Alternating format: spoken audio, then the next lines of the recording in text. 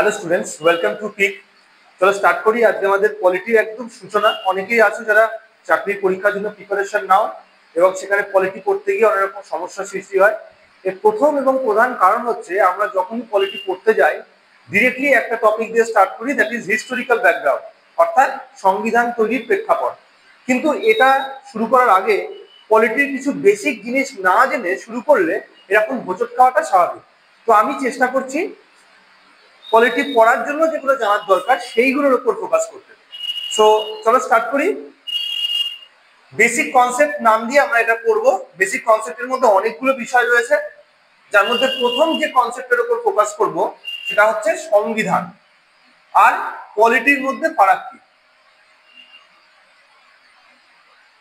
দেখো, কনস্টিটিউশন বলতে একটি দেশের সাংবিধানিক প্রভিশনকে বোঝায়, যেটা ফলো করে একটা দেশ চলে, শাসন ব্যবস্থা পরিচালিত হয়। আর পলিটি মানেই হচ্ছে শাসন ব্যবস্থা। তার মানে এটার মানে হচ্ছে সংবিধান। আর এই সংবিধান কি কাজে লাগে? সংবিধান দেশের শাসন ব্যবস্থা পরিচালনার কাজে লাগে। আর পলিটি মানেই শাসন ব্যবস্থা। তাহলে বুঝতেই পারছো যে আমরা যখন ইন্ডিয়ান পলিটি পড়ছি, সেই ইন্ডিয়ান পলিটির মধ্যে শাসন ব্যবস্থা পরিচালনা হওয়ার জন্য সংবিধানের পড়াটাও আমাদের তার মধ্যে পড়তে হচ্ছে। তাই আমরা কোনো একটা সরকারি চাকরির পরীক্ষা, সেটা পুলিশের পরীক্ষা হতে পারে, সেটা সামনে রেলের পরীক্ষা আছে সেই পরীক্ষা হতে পারে, কিংবা সেটা WBPSC আন্ডারে কোনো পরীক্ষা হতে পারে, যে পরীক্ষার জন্যই পড়বে তোমাদের কিন্তু এই বেসিক কনসেপ্টের জায়গাটা ক্লিয়ার করে নিয়ে তারপরে পলিটি পড়া শুরু করা উচিত। আবার এরকম নয় যে এটা যারা অনেকদিন পড়েছে তাদের জন্য হেল্পফুল নয়। যারা অলরেডি পড়াশোনা করছো, পলিটি অনেকদিন ধরে পড়েছো, তারাও কিন্তু এই ক্লাস থেকে সমানভাবে বেনিফিটেড হবে। মানে সংবিধান শাসন ব্যবস্থা পরিচালনার ক্ষেত্রে হেল্প করে। এই সংবিধান দুরকম ভাবে আমরা আইডেন্টিফাই করতে পারি বা ক্লাসিফাই করতে পারি। সংবিধানকে আমরা ডকুমেন্টের উপর বেস করে দুটো ভাগে ভাগ করতে পারি। একটা হচ্ছে লিখিত সংবিধান,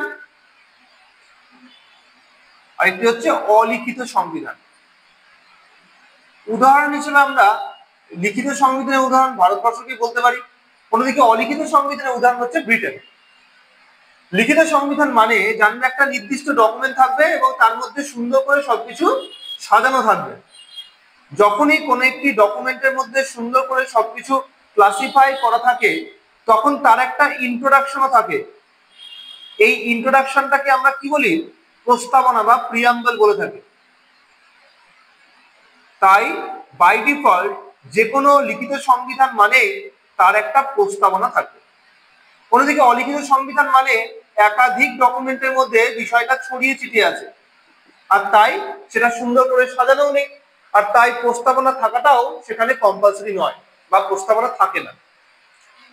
এটা তো গেল ডকুমেন্টের উপর বেস করে। একটা দেশের সংবিধান যখন তৈরি হয় তখন তার সংশোধনের কমিশনও তার মধ্যে দেওয়া থাকে, কারণ সময়ের সঙ্গে সঙ্গে সংবিধানের পরিবর্তন করার প্রয়োজনীয়তা দেখা দেয়। এই অ্যামেন্ডমেন্টের উপর বেস করে আমরা সংবিধানকে দুটো ভাগে ভাগ করতে পারি, রিজিড আর ফ্লেক্সিবল। রিজিড মানে হচ্ছে দুষ্পরিবর্তনীয়,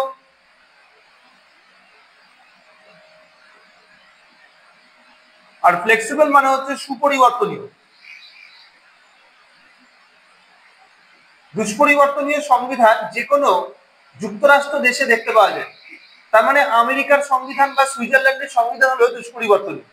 অন্যদিকে সুপরিবর্তনের সংবিধান যে কোনো এককেন্দ্রিক দেশে দেখতে পাই, তার মানে চায়না, বাংলাদেশ বা ব্রিটেন, এগুলো সব সুপরিবর্তনীয় সংবিধান মানে ফ্লেক্সিবল কনস্টিটিউশনের উদাহরণ। আমাদের ভারতবর্ষের সংবিধান কিরকম সেটা জানার জন্যই আমাদের আগে দুষ্পরিবর্তনের সংবিধান আর সুপরিবর্তনের সংবিধান মানে কি সেটা জানতে হবে। দুষ্পরিবর্তনের সংবিধান মানে জানবে সেখানে সংবিধানে কোন রকম চেঞ্জেস করতে হলে যেমন সেন্ট্রাল গভর্নমেন্টের ভূমিকা থাকে, ঠিক তেমনি স্টেট গভর্নমেন্টেরও কিন্তু সমানভাবে ভূমিকা থাকবে। সেন্টার এবং স্টেট বোথ গভর্নমেন্ট এখানে পার্টিসিপেট করবে। এটা অনেকটাই ঠিক আমরা যখন পিকনিক করি, পিকনিক করলে কি হয়, আমরা কেউ একা কি মেনু ঠিক করি, সবাই মিলে ঠিক করি। একা ঠিক করলে কেউ তো পিকনিক করবেই না। তাহলে সেখানে যেমন সবাই মিলে আমরা মেনুটা ঠিক করছি, এখানেও যখন সংবিধান সংশোধন করা হয় তখন দেশের মধ্যে যে স্টেটগুলো থাকে সেই স্টেটগুলোর সম্মতি নিয়ে করতে হয়। তাই এই দেশের সংবিধান স্বাভাবিকভাবে জটিল হয়ে যায় সংশোধন করা, এবং সময়ও বেশি লাগে। তাই এই ধরনের সংবিধানকে আমরা দুষ্পরিবর্তনের সংবিধান বলবো। অন্যদিকে সুপরিবর্তনের সংবিধান বলতে এমন একটি দেশের সংবিধান বোঝায় যেখানে সেন্ট্রাল গভর্নমেন্ট যখন খুশি তখন সংবিধানকে নিজের সুবিধা মতো পরিবর্তন মানে সংশোধন করে নেয়। এখানে রাজ্যের কোনো ভূমিকা নেই সংবিধান সংশোধনের ক্ষেত্রে। আমরা ভারতবর্ষের যদি সংবিধান আমরা ফোকাস করি, প্রথমে যদি ডকুমেন্ট ওয়াইজ দেখি, অবশ্যই ভারতবর্ষের সংবিধান একটি লিখিত সংবিধানের উদাহরণ। অন্যদিকে ভারতবর্ষের যে পরিবর্তনযোগ্য যে বৈশিষ্ট্য, তাতে আমরা দেখব সংবিধানে কিছু জায়গা যেখানে সেন্ট্রাল এবং স্টেট বোথ পার্টিসিপেট করতে পারে, কিছু জায়গা আছে যেগুলোকে শুধুমাত্র সেন্ট্রাল গভর্নমেন্টই পার্টিসিপেট করে, স্টেটের কোনো ভূমিকা নেই। উদাহরণ হিসাবে আমরা goods and service tax, GST, সেখানে আমরা দেখেছি স্টেটগুলোর ভূমিকা। বা রিসেন্টলি 129তম বিল যে ইন্ট্রোডিউস হয়েছে আমাদের ভারতবর্ষের পার্লামেন্টে, যেখানে ওয়ান নেশন ওয়ান ইলেকশনের মতো উদ্যোগ নেওয়া হচ্ছে, তাতেও কিন্তু রাজ্যের রেটিফিকেশন লাগবে। অন্যদিকে সুপরিবর্তনের সংবিধান, তার উদাহরণ হচ্ছে আমাদের ভারতবর্ষে মধ্যে মধ্যে স্টেটগুলোর নাম পরিবর্তন হয়, বা কোনো স্টেটকে ভেঙে নতুন একটা ইউটি তৈরি হলো। যেমন রিসেন্টলি আমরা জম্মু অ্যান্ড কাশ্মীরের কথা বলতে পারি। জম্মু অ্যান্ড কাশ্মীর, সেখানে আমরা দেখবো দুটো ইউনিয়ন টেরিটরি তৈরি হয়েছে। তো সেগুলো করতে কিন্তু সাধারণ ল মেকিং প্রসেস করে করা যায়, স্টেটের কোনো সম্মতি নেওয়ার প্রয়োজন হয় না। তাই ভারতবর্ষের সংবিধান কিছু জায়গা দুষ্পরিবর্তনীয়, কিছু জায়গা সুপরিবর্তনীয়। তাই ভারতবর্ষের সংবিধান লিখিত হওয়ার সঙ্গে সঙ্গে অংশত সুপরিবর্তনীয় এবং অংশত দুষ্পরিবর্তনীয়, মানে দুষ্পরিবর্তনীয় আর সুপরিবর্তনীয় মিক্সচার। তাহলে আমরা এখান থেকে কি পেলাম? ভারতবর্ষের সংবিধানের তিনটি বৈশিষ্ট্য আমরা পেলাম। 1 নম্বর বৈশিষ্ট্য, লিখিত সংবিধান।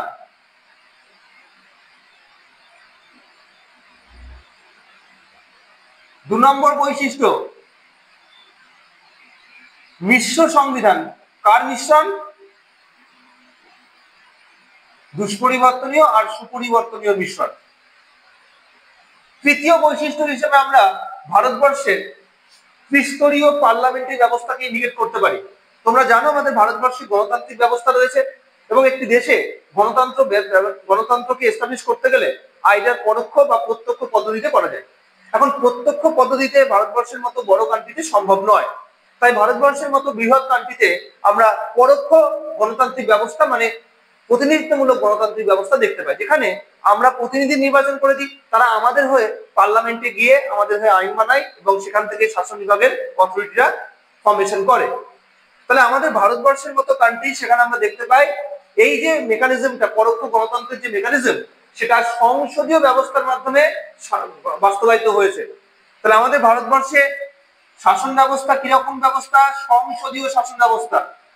আর এই সংসদীয় শাসন ব্যবস্থা আমরা দেখতে পাবো 3টি স্তর আছে। সংসদীয় শাসন ব্যবস্থা মানে সেখানে আইন বিভাগ, শাসন বিভাগ মিলেমিশে কাজ করবে, এবং সেখানে শাসন বিভাগ আইন বিভাগের নিম্নকক্ষের কাছে দায়িত্বশীল থাকবে, কালেকটিভলি যৌথভাবে দায়িত্বশীল থাকবে।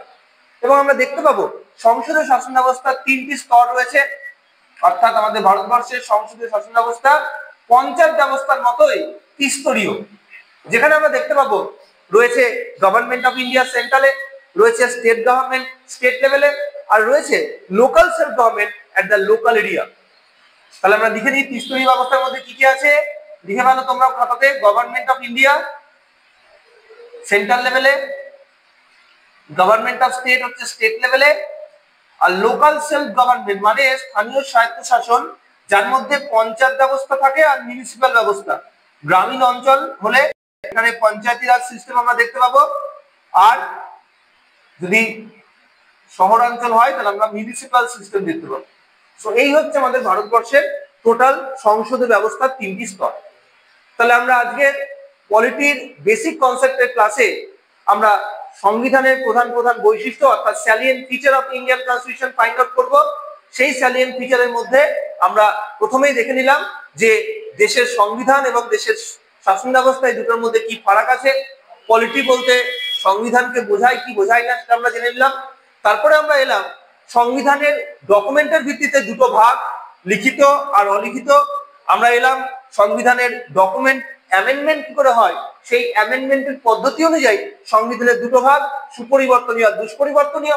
এবং তার সঙ্গে সঙ্গে আমরা জানলাম যে আমাদের ভারতবর্ষের সংবিধানের এই বৈশিষ্ট্যগুলোর মধ্যে কোন কোনগুলো পড়ে, যেমন লিখিত সংবিধান পড়ে, বিশ্ব সংবিধান পড়ে, সংসদীয় শাসন ব্যবস্থা পড়ে, যে সংসদীয় শাসন ব্যবস্থা আবার পঞ্চায়েত ব্যবস্থার মতো ত্রিস্তরীয়, যেখানে সেন্ট্রাল গভর্নমেন্ট রয়েছে, রয়েছে স্টেট গভর্নমেন্ট, রয়েছে আঞ্চলিক সরকার যেটা লোকাল সেলফ গভর্নমেন্ট বা স্থানীয় স্বায়ত্ত শাসন বলি আমরা, যেটা পঞ্চায়েতি রাজ ইনস্টিটিউশন এবং মিউনিসিপাল সিস্টেমের মাধ্যমে ডিভাইডেড করা আছে গ্রামীণ অঞ্চল এবং শহর অঞ্চলের জন্য। সো এরপরে আমরা ফোকাস করব 4 নম্বর বৈশিষ্ট্য। আমাদের এবার বুঝতে হবে এটা একটু, আশা করছি তোমরা লিখে নিয়েছো, না হলে পজ করে পরে তোমরা লিখে নিতে পারো। আর যারা এই ক্লাসগুলো আরো ডিটেলসে দেখতে চাইছো অবশ্যই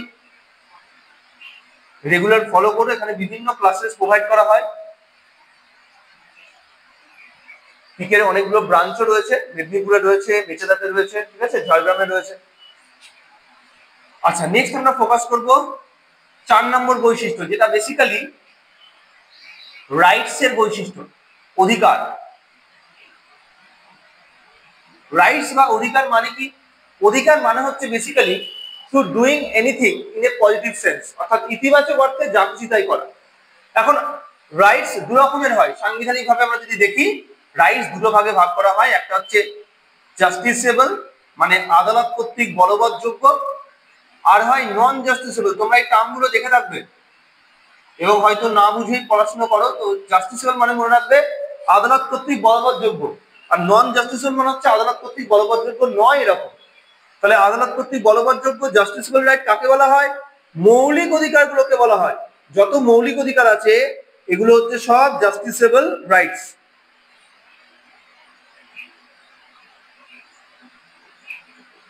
অন্যদিকে আমাদের সংবিধানে আরো রয়েছে ডাইরেক্টিভ প্রিন্সিপালস মানে নির্দেশমূলক নীতি। এই নির্দেশমূলক নীতিগুলো হলো নন জাস্টিসেবল রাইটস।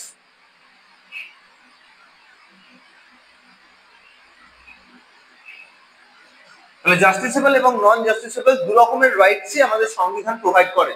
কতগুলো করে রয়েছে মৌলিক অধিকারের ক্ষেত্রে আমরা দেখতে পাবো 6 রকমের মৌলিক অধিকার আমাদের সংবিধানে দেওয়া আছে।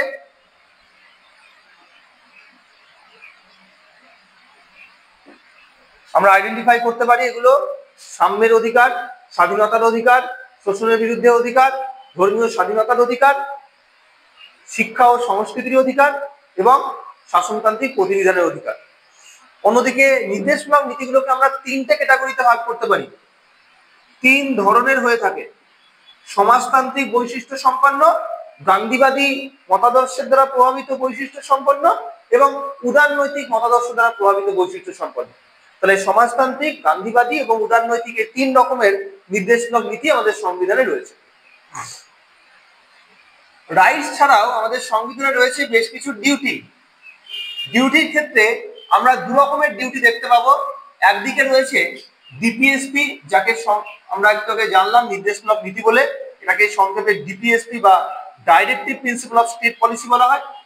আর রয়েছে ফান্ডামেন্টাল ডিউটি, একদমই তাই, ডিপিএসপিও কিন্তু ডিউটি। তাহলে কার ডিউটি? ডিপিএসপি হলো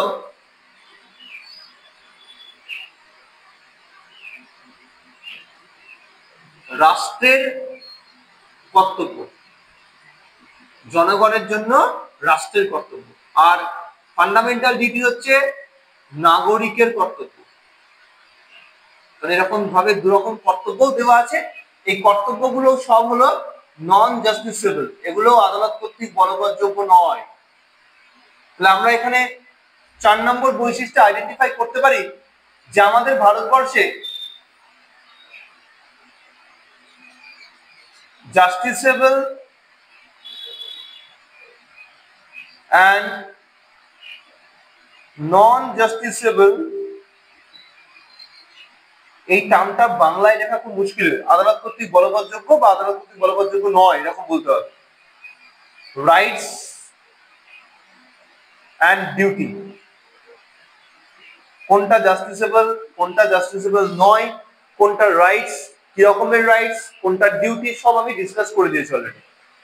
আশা করছি বুঝতে পারছো। 4 নম্বর বৈশিষ্ট্য আমরা পেয়ে গেলাম। চলে আসবো 5 নম্বর বৈশিষ্ট্য। আরেকটি গুরুত্বপূর্ণ বৈশিষ্ট্য আমরা দেখতে পাবো, যেটা বেসিক্যালি আমাদের ভারতবর্ষের নির্বাচন ব্যবস্থা সংক্রান্ত। নির্বাচন সংক্রান্ত ব্যবস্থার মধ্যে আমরা কি দেখতে পাবো? আমাদের ভারতবর্ষে দু রকমের নির্বাচন হয়, ডিরেক্ট আর ইনডিরেক্ট।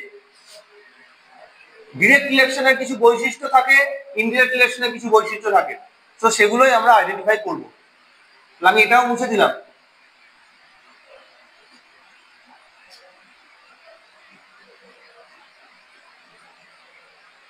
সো ইলেকশন বলে পয়েন্ট করলাম।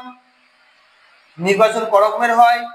দু রকমের হয়, ডিরেক্ট ইলেকশন মানে প্রত্যক্ষ নির্বাচন, আর ইনডিরেক্ট ইলেকশন মানে পরোক্ষ নির্বাচন।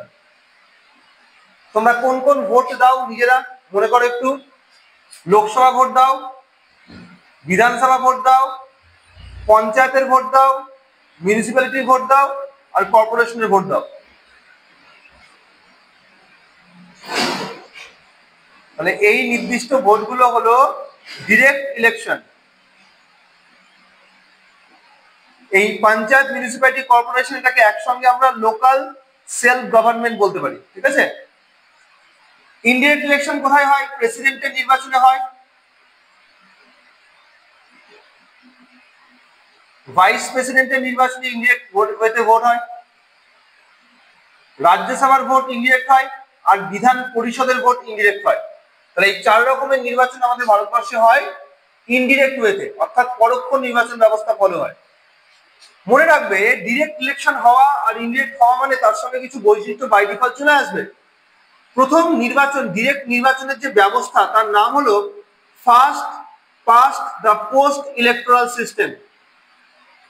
First past the post electoral system, যেটাকে আমরা বাংলায় সাধারণ সংখ্যাগরিষ্ঠতা বলে থাকি।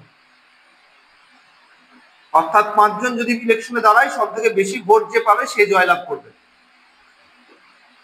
এই সাধারণ সংখ্যাগরিষ্ঠ ভোট পদ্ধতি যার উপর ভিত্তি করে হয় তাকে আমরা বলি ইউনিভার্সাল অ্যাডাল্ট ফ্র্যাঞ্চাইজ, বাংলায় হলো সার্বজনীন প্রাপ্তবয়স্কের ভোটাধিকার।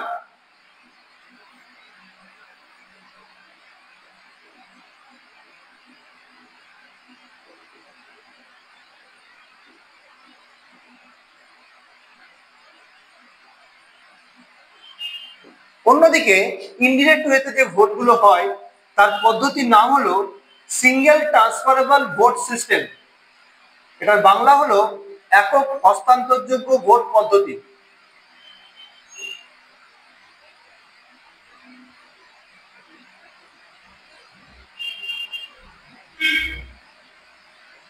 এই ভোট পদ্ধতি যার উপর ভিত্তি করে পরিচালিত হয় তাকে আমরা বলি সমানুপাতিক প্রতিনিধিত্ব।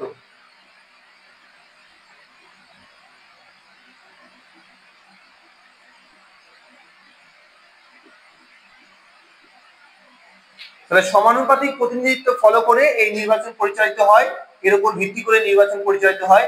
এটা হচ্ছে প্রপোর্শনাল রিপ্রেজেন্টেশন, ইংরেজিতে যদি বলি প্রপোর্শনাল রিপ্রেজেন্টেশন।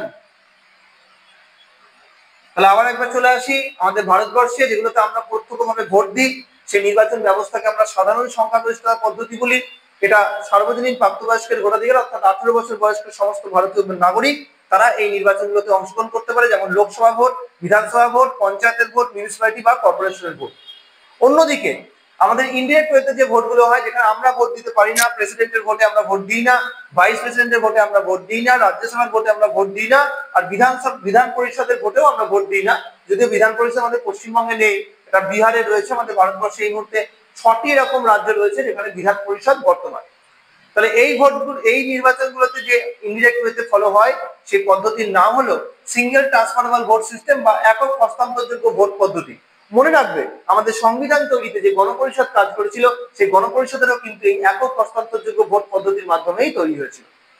এছাড়া আমরা দেখবো এই পদ্ধতিকে আমরা সমানুপাতিক প্রতিনিধিত্ব পদ্ধতি বলি, যার উপর বেস করে এটা হচ্ছে। আর এই নির্বাচন পদ্ধতিগুলো সেটা ডিরেক্ট হোক বা ইনডিরেক্ট সবগুলো হচ্ছে সিক্রেট ব্যালট সিস্টেম। নির্বাচন মানেই গোপন ব্যালট ভোট পদ্ধতি ফলো হয়, সিক্রেট ব্যালট সিস্টেম ফলো হয়। তাহলে যে কোনো ডিরেক্ট হোক বা ইনডিরেক্ট হোক সব ভোটই আমাদের ভারতবর্ষে সিক্রেট ব্যালট বা গোপন ব্যালট ভোট পদ্ধতি ফলো করে। তাহলে এইভাবে আমরা 5 নম্বর বৈশিষ্ট্য লিখতে পারি যে ভারতবর্ষে ইলেকশনের ক্ষেত্রে ডিরেক্ট আর ইনডিরেক্ট দু রকমের নির্বাচনই পরিচালিত হয়। আর এখানে আরেকটা জিনিস তোমরা অ্যাড করে নিতে পারো, সেটা হচ্ছে একমাত্র লোকাল সেলফ গভর্নমেন্ট বাদে যত নির্বাচন রয়েছে সব নির্বাচন ভারতের নির্বাচন কমিশন পরিচালনা করে, ইলেকশন কমিশন অফ ইন্ডিয়া। আর এই পঞ্চায়েত মিউনিসিপ্যালিটি নির্বাচন এটা স্টেট ইলেকশন কমিশন পরিচালনা করে। রাজ্য সরকার, রাজ্য নির্বাচন কমিশন, সেই নির্বাচন কমিশনের দ্বারা এই নির্বাচন পরিচালিত হয়। বাকি লোকসভা, বিধানসভা, প্রেসিডেন্ট, ভাইস প্রেসিডেন্ট, রাজ্যসভা, বিধান পরিষদ সব ভারতের নির্বাচন কমিশনের দ্বারা পরিচালিত হয়। আশা করছি এই 5 নম্বর বৈশিষ্ট্য, যেখানে আমরা ডিরেক্ট আর ইনডিরেক্ট ইলেকশনের কথা বললাম, বুঝতে পারলে? তাহলে আমি সেটাই বলছিলাম যে বেসিক কনসেপ্টটা যদি তোমাদের কাছে ক্লিয়ার না থাকে, এইগুলো যখন তোমরা প্রেসিডেন্ট করতে যাবে, যখন তোমরা পার্লামেন্ট করতে যাবে, তখন তো এগুলো স্বাভাবিকভাবে হোঁচট খাবে, কারণ এই বেসিক কনসেপ্টটাই তোমাদের কাছে ক্লিয়ার থাকবে না। তাই সবসময় পলিটি পড়ার যারাই তোমরা বিভিন্ন ভিডিও দেখছো, ইউটিউবে অনেক সময় সেলফ স্টাডি করে পড়াশোনা করো, বইপত্র কিনে পড়াশোনা করো, অবশ্যই এই বেসিক কনসেপ্টের ক্লাসটা পড়ো বা তোমাদের বন্ধুদেরকেও শেয়ার করে দিও যারা নতুন করে পলিটি ক্লাস স্টার্ট করছে। ঠিক আছে, চলো তাহলে পরেরটাই ফোকাস করি। 5 নম্বর বৈশিষ্ট্য আমরা পড়ে ফেলেছি, 6 নম্বর বৈশিষ্ট্যে ফোকাস করব। 6 নম্বর বৈশিষ্ট্য ভারতবর্ষের যুক্তরাষ্ট্র কাঠামো সংক্রান্ত। আমরা জানি কোন একটি দেশের কাঠামো অনেকগুলো বৈশিষ্ট্যের উপর নির্ভর করে। ফিজিক্স বা কেমিস্ট্রির মতো একটা বৈশিষ্ট্য দিয়েই আমরা তাকে কিন্তু আইডেন্টিফাই করতে পারি না। সোশ্যাল স্টাডিজ মানেই সেখানে কিন্তু একাধিক বৈশিষ্ট্যের এক্সিস্টেন্স থাকতে হয়। একটা দেশে স্ট্রাকচার ওয়াইজ দু রকমের হতে পারে, ইউনিটারি বা এককেন্দ্রিক, আর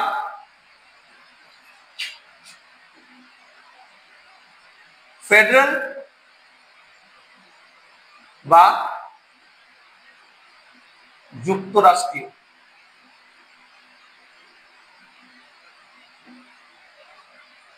এককেন্দ্রিক দেশের প্রধান বৈশিষ্ট্য হলো সরকার এখানে একটাই থাকবে, সিঙ্গেল গভর্নমেন্ট। গোটা দেশে একটাই কেন্দ্রীয় সরকার থাকবে যে গোটা দেশকে নিয়ন্ত্রণ করছে। ফেডারেল কান্ট্রি মানে জানবে সেখানে স্ট্রাকচারে একটা তো কেন্দ্রীয় সরকার রয়েছে, সেই সঙ্গে অনেকগুলো আঞ্চলিক সরকার থাকবে, রাজ্য সরকার থাকবে,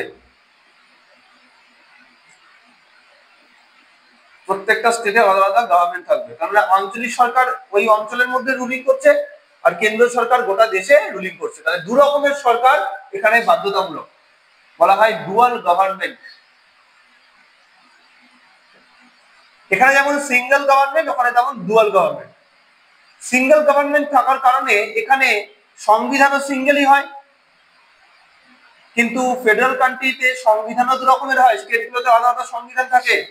তাই dual constitution another important feature. আর সেই সঙ্গে এখানে যে নাগরিকত্ব সেটাও সিঙ্গেল হয়ে থাকে, সিটিজেনশিপ হচ্ছে সিঙ্গেল সিটিজেনশিপ। আর এখানে সেটা হয়ে যায় dual citizenship in a federal country. তাহলে এভাবে আমরা আইডেন্টিফাই করতে পারি এককেন্দ্রিক দেশের স্ট্রাকচার, এককেন্দ্রিক দেশের বেসিক কিছু বৈশিষ্ট্য। যেমন এখানে ক্ষমতা বিভাজন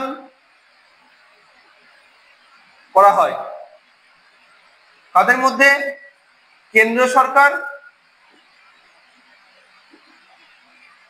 ও রাজ্য সরকারের মধ্যে কোন রকম ক্ষমতা বিভাজন এখানে থাকবে না। ক্ষমতা বিভাজন কোথায় থাকবে? এখানে তো একটাই কেন্দ্র সরকার, তাই ক্ষমতা বিভাজন এখানে অ্যাবসেন্ট, ক্ষমতা বিভাজন এখানে অনুপস্থিত থাকবে। কিন্তু যখনই সেটা যুক্তরাষ্ট্র দেশ হবে সেখানে ক্ষমতা বিভাজন দেখতে পাবো। কাদের মধ্যে ক্ষমতা বিভাজন হয়? এক্ষুনি বলছিলাম কেন্দ্র সরকার আর রাজ্য সরকারের মধ্যে। কোন কোন ফিল্ডে? সরকারের প্রধান 3টে বিভাগ আছে, আইন বিভাগ, শাসন বিভাগ আর বিচার বিভাগ। তাহলে ক্ষমতা বিভাজন হবে এই 3টে বিভাগে, কেন্দ্র আর রাজ্যের মধ্যে। এইভাবে আমাদের ভারতবর্ষের যে কোনো, ভারতবর্ষ শুধু নয়, যে কোনো ফেডারেল কান্ট্রিতেই ক্ষমতা বিভাজন থাকাটা একটা বাধ্যতামূলক, ক্ষমতা বিভাজন উপস্থিত। এবার ঘটনা হচ্ছে কেন্দ্র রাজ্যের মধ্যে ঝামেলা বাঁধলে সেটা মেটাবে কে? এই আইন বিভাগ সংক্রান্ত বিষয়ে বা শাসন বিভাগ সংক্রান্ত বিষয়ে কেন্দ্র আর রাজ্যের মধ্যে যদি ঝামেলা বাঁধে সেটা মেটানোর জন্য থাকে একটি যুক্তরাষ্ট্রীয় আদালত। যুক্তরাষ্ট্রীয় আদালত থাকা এটাও বাই ডিফল্ট যুক্তরাষ্ট্রীয় দেশেরই বৈশিষ্ট্য। কিন্তু এককেন্দ্রিক দেশে তো কোনো ক্ষমতার বিভাজনই নেই, ঝামেলা বাঁধার জায়গায় নেই, ফলে এখানে যুক্তরাষ্ট্রীয় আদালত থাকার কোনো প্রশ্ন নেই, যুক্তরাষ্ট্র আদালত এখানে থাকবে না। তাহলে এভাবে আমরা এককেন্দ্রিক দেশের এবং যুক্তরাষ্ট্র দেশের প্রধান প্রধান বৈশিষ্ট্যগুলোকে আইডেন্টিফাই করতে পারি। কিন্তু এই আইডেন্টিফিকেশনে কি ভারতবর্ষ কি সেটা বোঝা গেল? আচ্ছা, তোমরা কমেন্ট সেকশনে বলতে পারো ভারতবর্ষ কোন রকম সিস্টেমের মধ্যে পড়বে, এই এককেন্দ্রিক ক্যাটাগরিতে পড়বে নাকি যুক্তরাষ্ট্র ক্যাটাগরিতে পড়বে? তার কারণ আমাদের ভারতবর্ষের সংবিধানে এই দুটোর মধ্যে কোনোটাকেই উল্লেখ করা হয়নি। তার বদলে ভারতবর্ষকে আমরা দেখতে পাবো বলা হচ্ছে ইউনিয়ন অফ স্টেটস। আর্টিকেল 1 বলা আছে India that is Bharat shall be an union of states, অর্থাৎ রাজ্যগুলির একটি সমবায় বা সংঘ। তাহলে এভাবে ইউনিয়ন অফ স্টেটস বলার মানে কি? এটা না ইউনিটারির মতো দেশ না ফেডারেলের মতো, কিছু বৈশিষ্ট্য ইউনিটারি রয়েছে আবার কিছু বৈশিষ্ট্য ফেডারেলের মতো রয়েছে। উদাহরণ দিয়ে বুঝতে পারবে, এই যে আমরা বললাম সিঙ্গেল গভর্নমেন্ট, আমাদের ভারতবর্ষে কিন্তু সিঙ্গেল গভর্নমেন্ট নেই। ভারতবর্ষের গভর্নমেন্ট হচ্ছে ডুয়াল গভর্নমেন্ট, কেন্দ্র সরকার এবং রাজ্য সরকার দু রকমের সরকার আছে। সংবিধান আমাদের ভারতবর্ষের সিঙ্গেল, একটাই সংবিধান গোটা দেশে চলে, রাজ্যের আলাদা করে কোনো সংবিধান নেই এক্সেপ্ট জম্মু অ্যান্ড কাশ্মীর, সেটা ছিল 2019 অব্দি, এখন সেখানেও আর নেই। নাগরিকত্ব আমাদের এখানে সিঙ্গেল সিটিজেনশিপকে মান্যতা দেওয়া হয়েছে। ক্ষমতা বিভাজনের কথা বলছিলাম, আইন বিভাগ শাসন বিভাগে ক্ষমতা বিভাজন হয়েছে, বিচার বিভাগে ক্ষমতা বিভাজন হয়নি। যুক্তরাষ্ট্রীয় আদালত ইন্ডিয়াতে নেই, কিন্তু সুপ্রিম কোর্ট যুক্তরাষ্ট্রীয় আদালতের যে দায়িত্ব সেটা সামলায়। তাহলে এভাবে একাধিক বৈশিষ্ট্য আমরা এককেন্দ্রিকের পাবো, একাধিক বৈশিষ্ট্য যুক্তরাষ্ট্রের পাবো। তাই ভারতবর্ষ হচ্ছে এককেন্দ্রিক আর যুক্তরাষ্ট্রের মিক্সচার, যেটাকে সংবিধানে কিন্তু ইউনিয়ন অফ স্টেটস বলে উল্লেখ করা হয়েছে। এই যে ইউনিয়ন টার্মটা, এটা আম্বেদকরের দেওয়া। ভারতবর্ষকে যদি যুক্তরাষ্ট্র বলা হতো, যুক্তরাষ্ট্র দেশের বৈশিষ্ট্যের মতো রাজ্যগুলোকে ক্ষমতা দিতে হতো, তারা যখন খুশি তখন দেশ ছেড়ে বেরিয়ে যেতে পারবে। এখন ভারতবর্ষে এরকম বৈশিষ্ট্য দেওয়া সম্ভব নয়, তাই ভারতবর্ষকে ফেডারেল বলা হয় না। ভারতবর্ষের স্টেটের এরকম কোনো অথরিটি নেই যে তারা দেশ থেকে বেরিয়ে যেতে পারবে। একইভাবে স্টেটের এখানে পাওয়ারও কম। আইডিয়াল ফেডারেল কান্ট্রিতে স্টেটের অনেক বেশি পাওয়ার, ইন্ডিয়াতে সেটা দেওয়া নেই। এককেন্দ্রিক দেশের মতো সেন্ট্রালকে বেশি পাওয়ারফুল করা হয়েছে। তো এইসব একাধিক দিক থেকে আমাদের ভারতবর্ষকে আমরা কোনোটাই বলতে পারি না।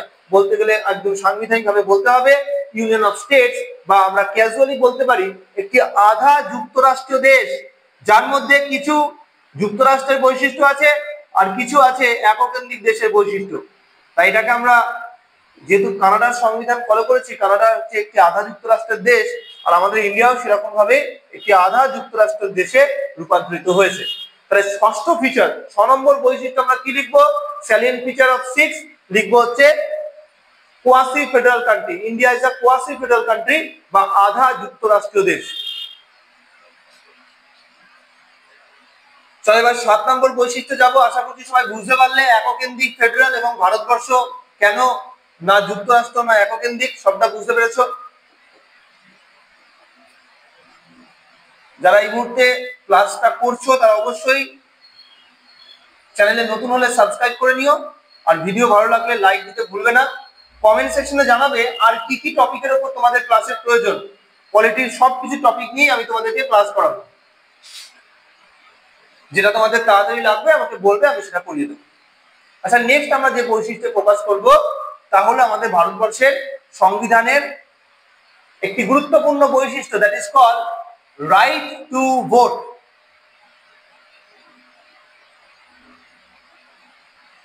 যে কোনো গণতান্ত্রিক দেশে ভোট দেওয়ার অধিকার একটি গুরুত্বপূর্ণ বৈশিষ্ট্য। আমাদের সংবিধানে এভাবেই আর্টিকেল 326-এর মধ্যে রাইট টু ভোট দেওয়া আছে। আর এই রাইট টু ভোটের থ্রু দিয়ে আমাদের ভারতবর্ষে যে ইউনিভার্সাল অ্যাডাল্ট ফ্র্যাঞ্চাইজ, অর্থাৎ আমরা একটু আগে পড়ছিলাম যে সার্বজনীন প্রাপ্তবয়স্কের ভোটাধিকার, এটাকে স্বীকৃতি জানিয়েছে। এবং এভাবে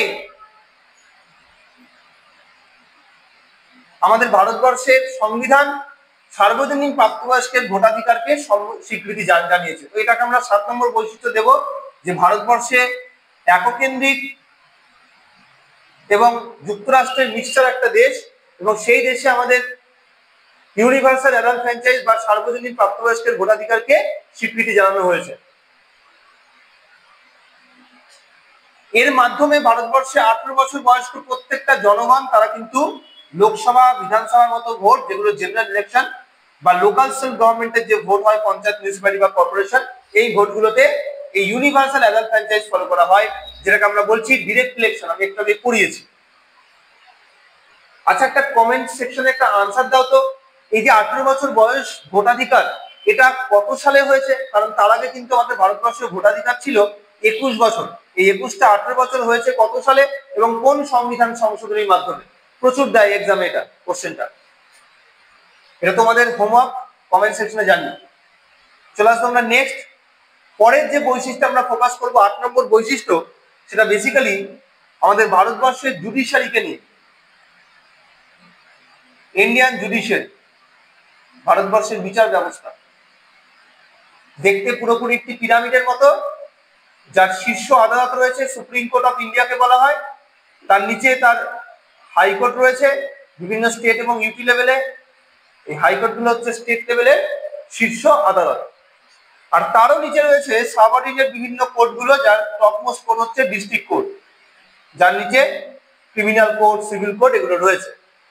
আর একদম নিচের সারিতে রয়েছে গ্রামীণ ন্যায়ালয় বা ন্যায় পঞ্চায়েত। এটা বলা হয় ভারতবর্ষের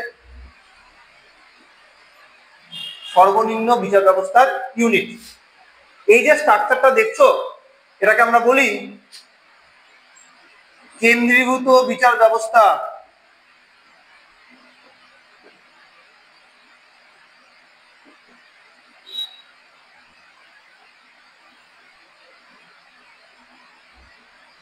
কেন্দ্রীভূত বিচার ব্যবস্থা, যেটা আমরা দেখবো ইউকে থেকে কনসেপ্ট নেওয়া হয়েছে। এটা এককেন্দ্রিক দেশের বৈশিষ্ট্য। ওকে, তো এই হচ্ছে আমাদের 8 নম্বর বৈশিষ্ট্য। ভারতবর্ষের বিচার ব্যবস্থা হচ্ছে কিরকম বিচার ব্যবস্থা? কেন্দ্রীভূত বিচার ব্যবস্থা, যেখানে supreme court topmost court, followed by 25 high courts and its subordinate court. সর্বোচ্চ কোর্ট সুপ্রিম কোর্ট, তার নিচে রয়েছে 25টি হাইকোর্ট এবং তারও নিচে রয়েছে সাবঅর্ডিনেট ডিস্ট্রিক্ট কোর্ট এবং একদম নিচের সারিতে রয়েছে গ্রামীণ ন্যায়ালয়। চলে আসবো 9 নম্বর বৈশিষ্ট্য। 9 নম্বর বৈশিষ্ট্য কি? সিএজি বলে একটি পোস্ট আছে আমাদের ভারতবর্ষে। এটি আমাদের ভারতবর্ষের সেন্ট্রালাইজড অডিটিং সিস্টেমকে পরিচালনা করে। অডিটিং সিস্টেমটা হচ্ছে কেন্দ্রীভূত। এই সেন্ট্রালাইজড অডিটিং সিস্টেমে আমরা দেখতে পাই ক্যাগ একাধারে কেন্দ্র সরকার এবং রাজ্য সরকার উভয়েরই অডিটিং এর দায়িত্ব সামলায়। এই ক্যাগের আন্ডারে প্রায় 58,000 কর্মী আছে, যারা ইন্ডিয়ান অডিট অ্যান্ড অ্যাকাউন্ট সার্ভিসের কর্মী। তোমরা অনেকে সিজিএল এর পরীক্ষা দাও, ওই সিজিএল পরীক্ষা দিয়ে যে পোস্টে পাবে সেটা হচ্ছে Indian audit and account department. ওই ইন্ডিয়ান অডিট অ্যান্ড অ্যাকাউন্ট ডিপার্টমেন্টের ইনি হচ্ছেন চিফ। সেই ক্যাগের নেতৃত্বে আমাদের গোটা ভারতবর্ষে অডিটিং সিস্টেম চলে, যেখানে আমরা ক্যাগকে দেখতে পাবো। এটাকে নেতৃত্ব দিচ্ছে বর্তমানে আমাদের ভারতবর্ষের ক্যাগ হচ্ছেন কে সঞ্জয় মূর্তি। ওকে, চলে আসবো 10 নম্বর বৈশিষ্ট্য। আরেকটি গুরুত্বপূর্ণ বৈশিষ্ট্য যেটা বলা হচ্ছে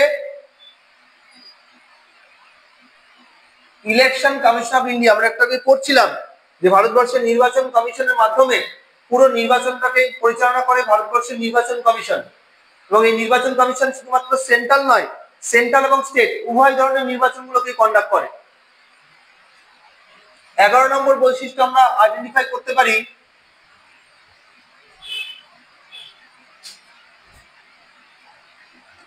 অ্যামেন্ডমেন্টের ফিচার। আমাদের সংবিধান অ্যামেন্ডমেন্ট করার যে প্রসেস, তাতে আমরা মেনলি দুটো প্রসেস দেখতে পাবো, 368 ক্লজ 1 আর 368 ক্লজ 2, যেখানে বিশেষ সংখ্যাগরিষ্ঠতা 368 ক্লজ 1 আর বিশেষ সংখ্যাগরিষ্ঠতার সঙ্গে সঙ্গে রাজ্যগুলোর সম্মতি। এভাবে আমাদের ভারতবর্ষের সংবিধান মেজর পোর্শনকে কিন্তু অ্যামেন্ডমেন্ট করার ব্যবস্থা করা হয়। এছাড়া আমরা দেখতে পাই আমাদের ভারতবর্ষে জুডিশিয়ারির হাতে পাওয়ার আছে সংবিধানে কোনো জায়গাকে ব্যাখ্যা করে দেওয়ার এবং সেই সঙ্গে সংবিধানকে রক্ষা করার। সংবিধানকে রক্ষা করার জন্য জুডিশিয়ারি যে পাওয়ারের থ্রু দিয়ে সেই রক্ষা করার দায়িত্বটা সামলায়, তাকে আমরা বলি জুডিশিয়াল রিভিউ। এই জুডিশিয়াল রিভিউয়ের পাওয়ার বা বিচার বিভাগীয় সমীক্ষার যে ক্ষমতা, এই ক্ষমতাটা আমাদের ভারতবর্ষের একটি ইউনিক বৈশিষ্ট্য। 12 নম্বর বৈশিষ্ট্য আমরা এটাকে উল্লেখ করতে পারি যে ভারতবর্ষের সুপ্রিম কোর্ট, হাইকোর্ট এরা জুডিশিয়াল রিভিউয়ের পাওয়ার ভোগ করে। সুপ্রিম কোর্ট ভারতবর্ষের যে কোনো অর্ডার, যে কোনো আইনের বৈধতা বিচার করতে পারে, আর হাইকোর্টও একইভাবে রাজ্য আইনসভা থেকে পাস হওয়া আইনগুলোর বৈধতা বিচার করতে পারে। জুডিশিয়াল রিভিউয়ের পাওয়ারের থ্রু দিয়ে ভারতের সুপ্রিম কোর্ট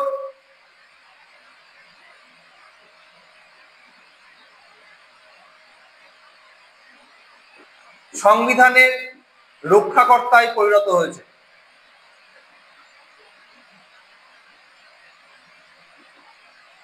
ক্লিয়ার হয়েছে? তো এই হচ্ছে আমাদের 12 নম্বর বৈশিষ্ট্য, জুডিশিয়াল রিভিউ।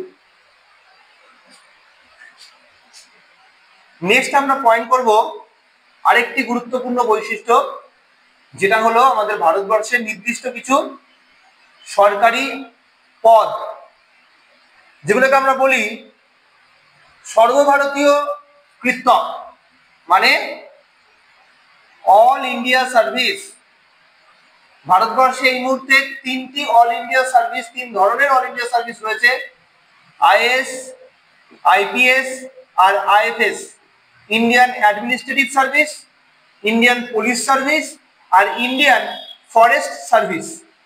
এছাড়াও রিসেন্টলি ইন্ডিয়ান জুডিশিয়াল সার্ভিসকে এই অল ইন্ডিয়া সার্ভিসের মধ্যে অ্যাড করার উদ্যোগ নেওয়া হয়েছে, এখনো কার্যকরী হয়নি। তাহলে সর্বভারতীয় এই কৃত্তকের পোস্টগুলো কি করে? এদেরকে চুজ করে দেয় সেন্ট্রাল, কিন্তু এরা সেন্ট্রালেও কাজ করতে পারে, স্টেট গভর্নমেন্টের আন্ডারেও কাজ করতে পারে, আবার ইউটি গভর্নমেন্টের আন্ডারেও কাজ করতে পারে। যেখানে এদেরকে অ্যাপয়েন্টমেন্ট করা হবে এরা সেখানেই কাজ করবে। এভাবে সর্বভারতীয় কৃত্তকের পোস্টগুলো ভারতবর্ষের যুক্তরাষ্ট্র কাঠামোর সঙ্গে একদমই খাপ খায় না। এটা এককেন্দ্রিক দেশের একটি অন্যতম বৈশিষ্ট্য। আর 14 নম্বর বৈশিষ্ট্য হিসেবে আমরা কি দেখতে পাই? আমাদের ভারতবর্ষের সংবিধানে আমরা বেশ কিছু স্টেটকে স্পেশাল স্ট্যাটাস এনজয় করতে দেখব। Special provision for certain states, যেমন গুজরাট, আসাম, নাগাল্যান্ড, মেঘালয়, এইসব স্টেটগুলোকে বিশেষ সুযোগ সুবিধা দেওয়ার ব্যবস্থা করা হয়েছে। প্রায় 12টি স্টেট রয়েছে ভারতবর্ষে যাদেরকে এই বিশেষ সুযোগ সুবিধার আওতায় রাখা হয়েছে। আগে জম্মু অ্যান্ড কাশ্মীরকেও রাখা হতো, আর্টিকেল 370 2019 সালে ইনঅপারেটিভ হয়ে যাওয়ার কারণে এই মুহূর্তে জম্মু অ্যান্ড কাশ্মীর আর নেই। এর মধ্যে জম্মু অ্যান্ড কাশ্মীরের স্পেশাল স্ট্যাটাস চলে গেছে। এখন এই 12টি অন্যান্য স্টেটগুলো রয়েছে, যে স্টেটগুলোর প্রভিশন থাকার ফলে ভারতের সংবিধান গোটা দেশের প্রভিশন তো রয়েছে, তার সঙ্গে সঙ্গে ওই স্টেটগুলোর যে এক্সট্রা প্রভিশন সেটারও সোর্স হচ্ছে আমাদের সংবিধান। তা আমাদের সংবিধান বাই ডিফল্ট অনেক বড় হয়ে গেছে। এই জন্য বলা হয় না ভারতের সংবিধান লার্জেস্ট রিটেন কনস্টিটিউশন, তো এই জন্যই বলা হয়। আর কি দেখতে পাবো? 15 নম্বর আরেকটি বৈশিষ্ট্য আমরা আইডেন্টিফাই করতে পারি, সেটা হলো আমাদের ভারতবর্ষের সংবিধানের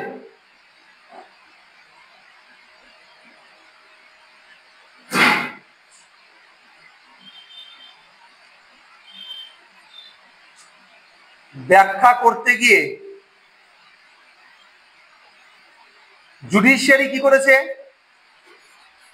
বেসিক স্ট্রাকচার ডক্ট্রিন ইউজ করেছে। আমরা বলি আমাদের সংবিধানের মৌলিক কাঠামো তত্ত্ব। এই বেসিক স্ট্রাকচার তত্ত্ব বলে পার্লামেন্ট চাইলে আমাদের সংবিধানের যে কোনো জায়গা চেঞ্জ করতে পারবে না। সংবিধানে কিছু বেসিক ফিচার রয়েছে, যে ফিচার্স গুলোকে কোনোভাবেই নষ্ট করা যায় না। কেশবানন্দ ভারতী কেস 1973 সালে এই ডিক্লারেশন করেছে, যার ফলে সংবিধানকে পার্মানেন্টলি ব্যাখ্যা করার এবং সংবিধানের কোন জায়গাকে প্রোটেক্ট করার যে অথরিটি, সেটা আমাদের ভারতবর্ষের সুপ্রিম কোর্ট পার্লামেন্টের হাত থেকে নিয়ে এটা জুডিশিয়ারির হাতে দিয়ে দিয়েছে। এখন জুডিশিয়ারি কি তাহলে সংবিধান সংশোধন করবে? না, একদমই না। জুডিশিয়ারি বলে দেবে কোনটা কোনটা বেসিক স্ট্রাকচার আর কোনটা কোনটা নয়। যেটা যেটা বেসিক স্ট্রাকচার নয় সেটা বাই ডিফল্ট পার্লামেন্ট সংশোধন করবে, আর যেটা যেটা বেসিক স্ট্রাকচার সেটা চেঞ্জ করতে গেলে সুপ্রিম কোর্ট কি বলেছে? বলেছে নতুন একটি গণপরিষদ তৈরি করে তারা বেসিক স্ট্রাকচারকে চেঞ্জ করতে পারে। এই মুহূর্তে পার্লামেন্টের হাতে বেসিক স্ট্রাকচার চেঞ্জ করার কোনো বৈশিষ্ট্য নেই, কোনো পাওয়ার নেই। তাহলে আমরা দেখতে পাচ্ছি আমাদের ভারতের সংবিধানের এই প্রধান প্রধান বৈশিষ্ট্যগুলো কিন্তু বেসিক কনসেপ্টের জায়গাটাকে ক্লিয়ার করছে। আমরা ভারতের সংবিধান পড়ার সময় হিস্টোরিক্যাল ব্যাকগ্রাউন্ড পড়ি বা পার্ট অ্যান্ড শিডিউলস পড়ি, প্রিয়াম্বল পড়ি, যেটাই করবো আমরা বেসিক কনসেপ্টের জায়গাটাকে ক্লিয়ার করে নিয়ে তবে গিয়ে এন্টার করবো। এটা তো আমরা মাত্র 15টা বৈশিষ্ট্য দেখলাম, এরকম অনেক বৈশিষ্ট্য হয়, প্রায় 50টা বৈশিষ্ট্য আইডেন্টিফাই করা যায়। যেমন আরেকটি গুরুত্বপূর্ণ বৈশিষ্ট্য বলে আজকের ক্লাস এখানে শেষ করব, সেটা হচ্ছে 16 নম্বর বৈশিষ্ট্য, ভারতে বহুদলীয় ব্যবস্থা বর্তমান। বহুদলীয় ব্যবস্থা কাকে বলে? যেখানে দুটোর বেশি দল রয়েছে তাকে আমরা বহুদলীয় ব্যবস্থা বলি, এমন দেশকে যেখানে দুটোর বেশি রাজনৈতিক দল রয়েছে। আমাদের ভারতবর্ষ সূচনাতে একটি প্রধান রাজনৈতিক দলের ডমিনেন্সে ছিল, আমরা জানি ইন্ডিয়ান ন্যাশনাল কংগ্রেস।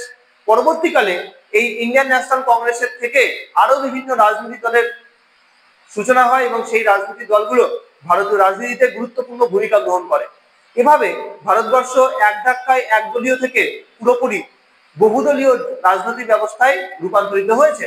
এখন এই বহুদলীয় শাসন ব্যবস্থাতেও আমরা দেখব জোট রাজনীতির কনসেপ্ট ঢুকে গেছে ভারতবর্ষে।